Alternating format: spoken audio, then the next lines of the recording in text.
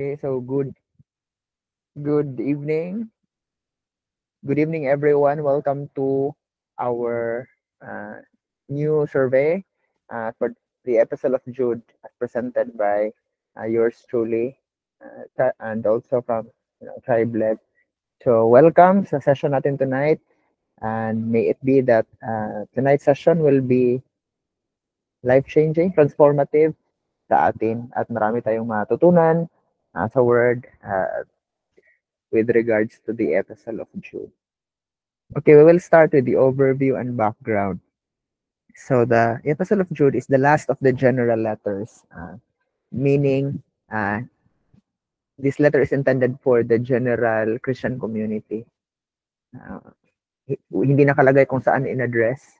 So kaya tinatawag siya na general letter, starting with James, Hebrews James, and towards Jude.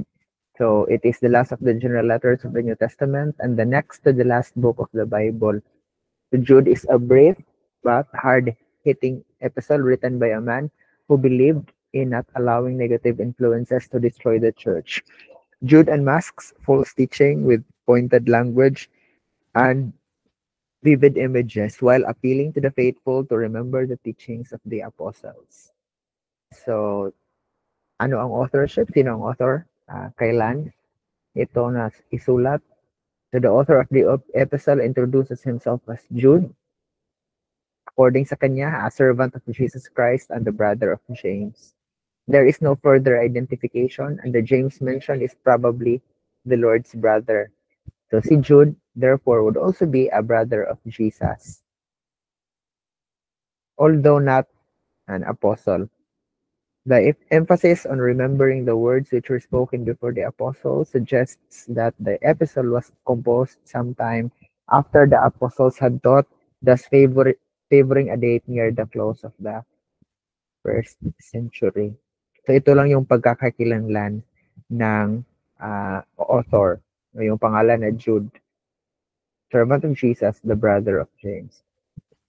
So when we look at the timeline na nasa screens ninyo, merong mga approximate dates kung saan nalalagay yung dating at saka yung mga key historical moments. So Jesus is raised from, in AD. So most probably it was written in AD 60 to 80 as well. So, ano historical setting? So the Epistle of Jude has the character of a tract or brief essay written for a general Christian audience. So unlike sa letters ni Paul na intended for a Christian community in a particular city or a particular place or a particular person, but the general letters hindi masyadong yung view niya para sa yung for the general Christian audience. So the author set out to write about our common salvation. Yun yung isa sa mga highlight talaga niya. But the more pressing issue of false teachers launched him into a bitter attack on the ungodly, which is the bulk ng kaniyang letter. Their ungodliness took the form of denying the lordship of Jesus Christ and in the name of grace, justifying a life that included immorality of all sorts, mercenary interests, cheap talk, and utter worldliness. The false teachers attacked by Jude seem to have separated spiritual matters from behavior. So apparently, they thought that the world is evil and therefore it makes little difference how one behaves. So like the Nicolaitans, the false teachers deserve the just punishment of God. They refuse to recognize the implications of the incarnation, that if God cared enough to send His Son into the world, then He certainly cares how people behave in it. So may pagka parang Gnostic na worldview yung tinarget kumbaga ni Jude. Kasi dito, parang may separation between spiritual matters and behavior. So, sinabi dito, or ayon sa worldview na yan, since matter is evil, then iba yung spiritual na aspect din. So, hindi na magmamatter kung how you behave, but Jude said otherwise. So, yun yung sabi niya dito. So, paano ba structure, paano ba i-structure ang, or how, paano ba ng structure ng mga scholar ang book or ang letter? It's a very short letter, so it's very easy to follow the structure of the letter, the outline of the letter. So just like all other letters, meron talaga yan silang greeting or salutation, and then the body, and then the benediction sa last, or the doxology. So one way to outline this is through this. The started with the purpose for verses, and then the bulk of the letter, yung description ng mga false teachers.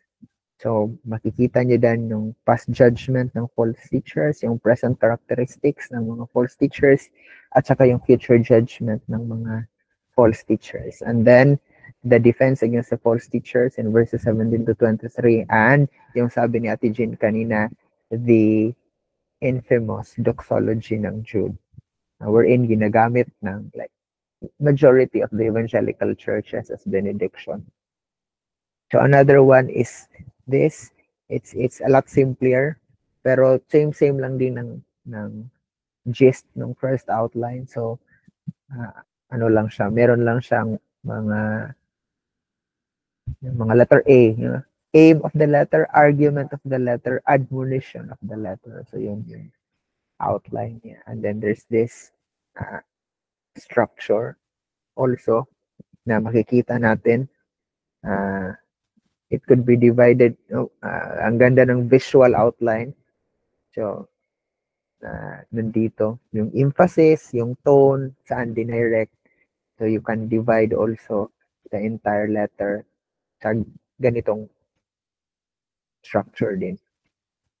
Okay, so ano yung purpose? So, because the book of Jude is very short, so it's very straightforward, so it's easier for us to discern, to know the purposes of Jude in writing this letter. The first one is to urge believers to contend for the faith. So Jude exhorts Christians to stand firm and defend the true gospel that was once for all delivered to the saints. So yun yung isa sa mga purposes dito. Another one is to warn against false teachers. So Jude exposes the presence and characteristics of ungodly individuals who distort grace, deny Jesus Christ, and lead others into immorality and rebellion. So that's another purpose, to warn against false teachers. Yeah. Similar sa Peter, 2 Peter. No? Some would even say na yung content ng 2 Peter at ng Jude ay very, very similar to the point na same talaga yung mga words na ginagamit nila. Pero anyway, so another one is to remind believers of God's past judgments. So Jude used historical examples such as Israel in the wilderness, the fallen angels, Sodom and Gomorrah, to show that God will really judge the ungodly. So another one is to call believers to persevere and build one another. So Jude encourages Christians to remain in God's love, pray in the Holy Spirit, and show mercy to those who doubt. So to persevere and to build one another in the faith. So another one is yung mababasa natin sa doxology is to exalt God's glory and power. So the epistle ends with the doxology that glorifies God as the one who is able to keep believers from falling and bring them into His presence with great joy. So, ano yung unique features ng Jude? Sige, number one, ang Jude ay gumagamit ng non-canonical sources. Jewish non-canonical literature. So, ibig sabihin, yung hindi nababasa sa Tanakh, sa Torah, sa Nevi'im, sa Ketuvim. So, it's from other Jewish literary sources, but not part of the canon of the Hebrew scriptures.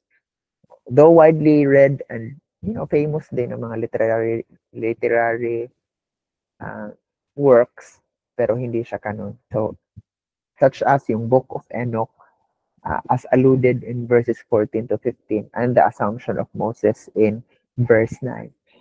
So it shows the familiarity of the author with the Jewish traditions outside the Hebrew scriptures, and by implication, maaring mga may background din sa Jewish literary or Jewish literature ang kanyang recipient.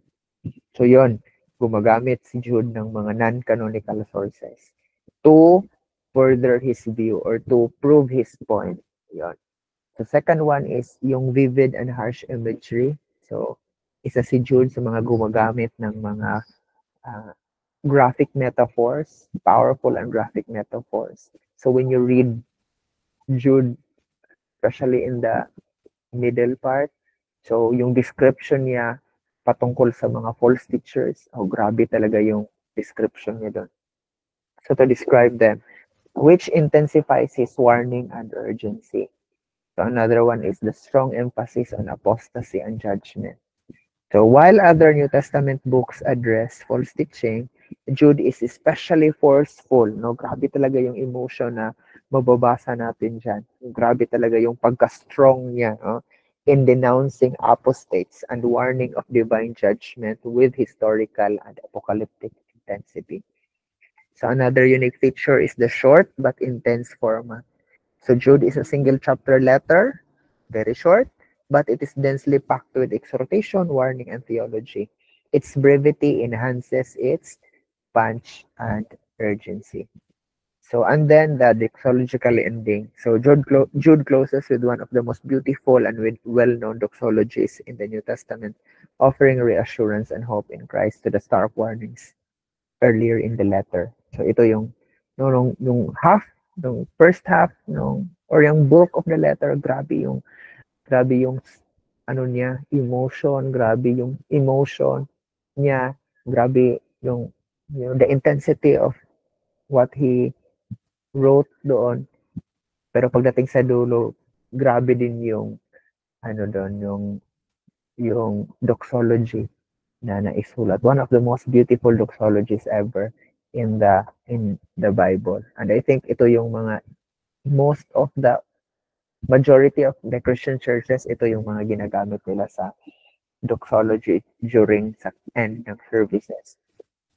So, ito yung literary features ng Jude. So, yung external format, ibig sabihin yung general form niya ay of NT epistle, with its loose divisions of salutation, body, and closing. But the central unit of the letter, it falls into the genre of satire. So it has an object of attack yung mga false teachers, many-sided vehicle in which the attack is conveyed through illustrations, through metaphors, through historical narratives, gaya yung paggamit ng mga yung Israel, yung Sodom, yung Gomorrah, fallen angels, yun yung the vehicle. And then a discernible satiric tone, which is yung harsh tone, and an implied standard by which the attack is being conducted, which is the faith that was once for all delivered to the saints. So yun, yung format talaga niya, general form is that of a New Testament epistle, but the central unit or like the major unit of the letter is of satire. So the description of the apostates uses the portrait technique. That's a literary device called the portrait technique na ginagamit to learn more and more about the apostates until we have a picture of their character and actions. So they describe the graphic na description of who they are and what they have done and what they will do. No? So finally, the concentrated use of images and allusions lends a poetic quality to the letter. So example sa mga images at allusions, yung Sodom and Gomorrah at yung kay Michael.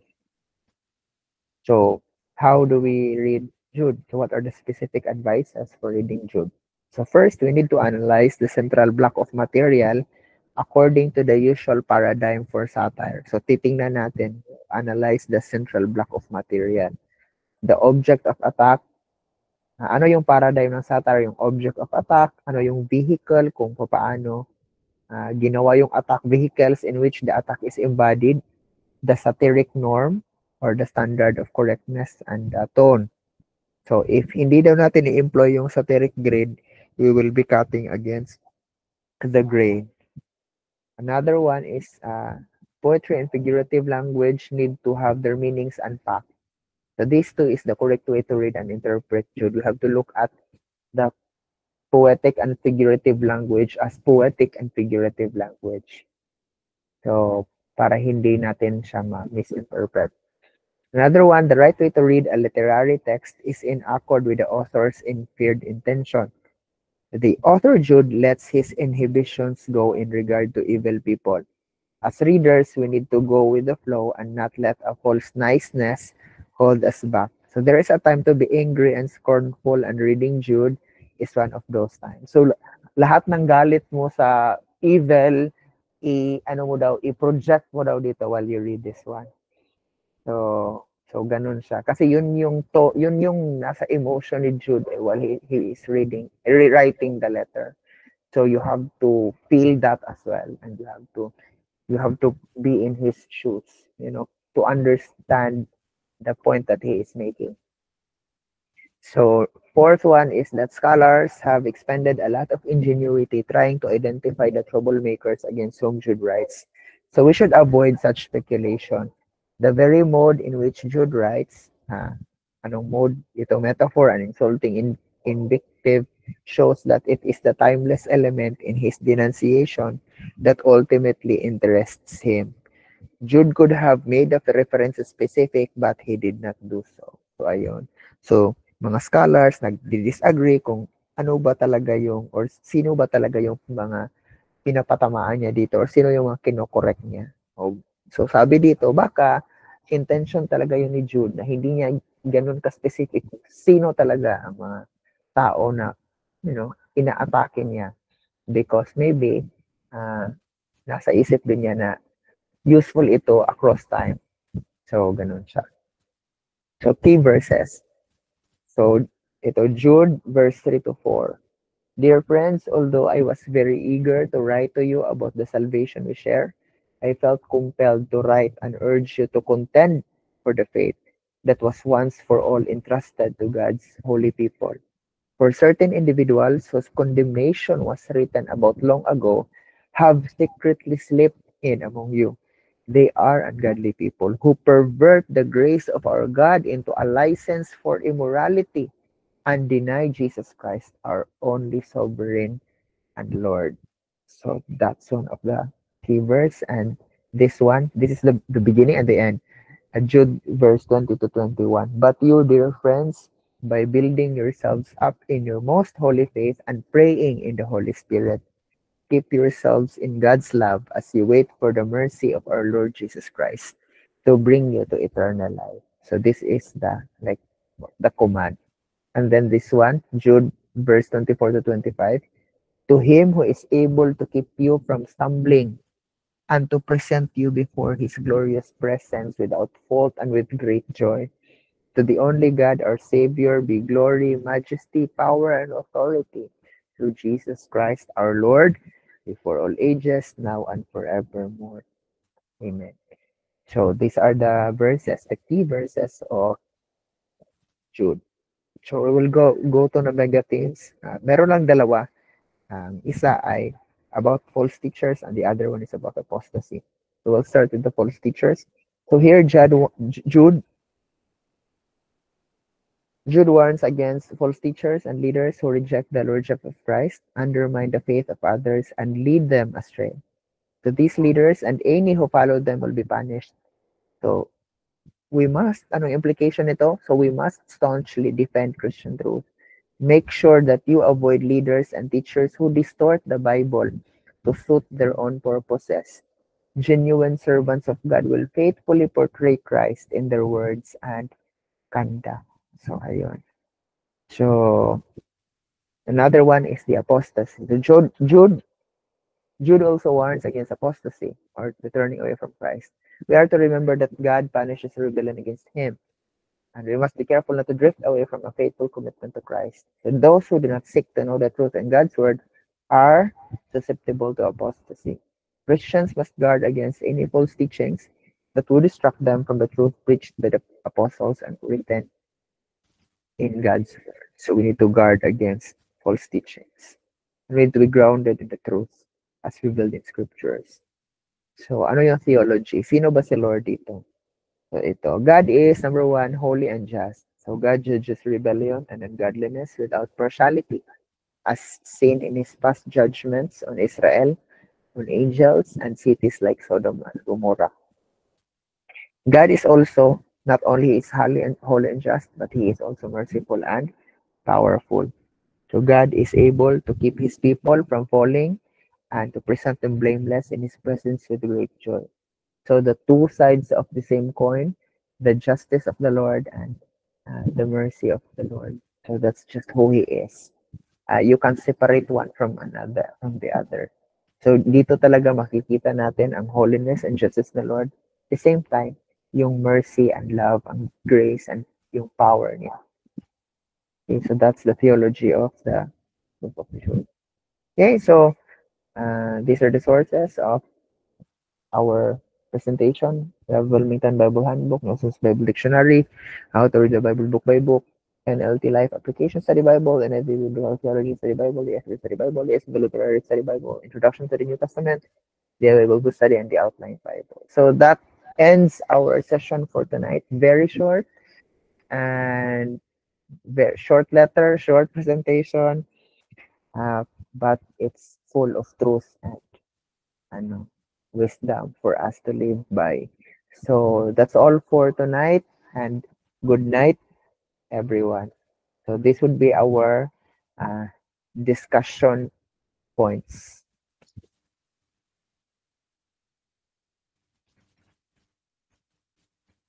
Pwede na mag-stop record, ate.